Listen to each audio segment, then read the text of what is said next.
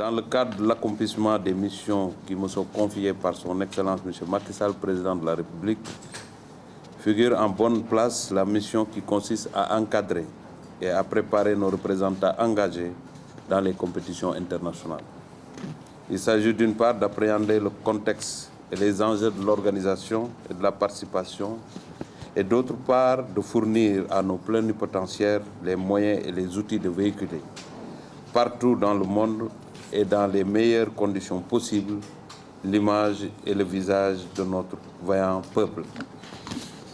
La diffusion du message de paix et de fraternité de notre peuple dans ses relations avec le monde est certainement une tâche dévolue à nos diplomates, mais nous devons aussi accepter et comprendre que c'est une responsabilité partagée au sein de laquelle le sport a un rôle important à jouer. Le sport, en effet, a une dimension fédératrice incontestable. Il a le pouvoir et le génie de raffermir et d'adoucir les rapports entre les communautés, les États et les nations. En Afrique, continent engagé dans un processus d'intégration irréversible et très promoteur, le sport a l'impérieux devoir de bâtir et de sauvegarder une citoyenneté africaine forte et crédible, objectif et finalité de l'Union africaine. C'est dans ce cadre et sous cet angle qu'il importe de mesurer la décision opportune de M. le Président de la République, président en exercice de la CEDEAO, la francophonie d'organiser au Sénégal, sur demande des autorités de la CAF, l'édition 2015 de la Coupe d'Afrique des Nations U23 de football.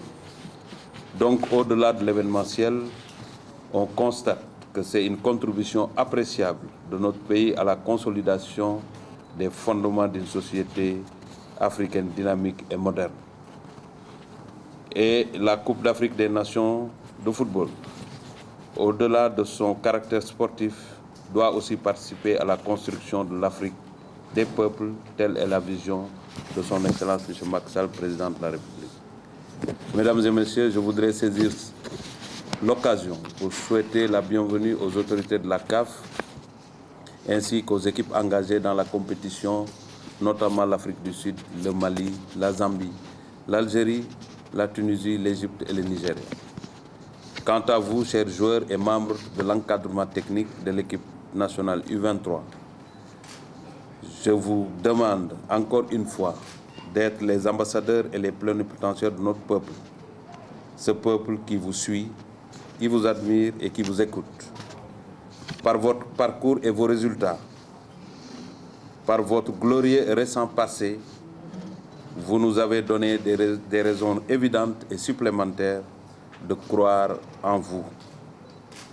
Nous croyons surtout à la victoire finale, car c'est ce que le peuple veut et attend de ses représentants. Nous voulons donc une participation digne, mais auréolée de gloire au soir du 12 décembre 2015. Tel est le message de M. le Président de la République, son Excellence Macky Sall, le message qu'il m'a demandé de vous transmettre en vous remettant ce matin à son nom le drapeau national en signe de viatique et d'encouragement. Je ne saurais terminer sans renouveler mes félicitations et mes encouragements et mon soutien total au comité local d'organisation.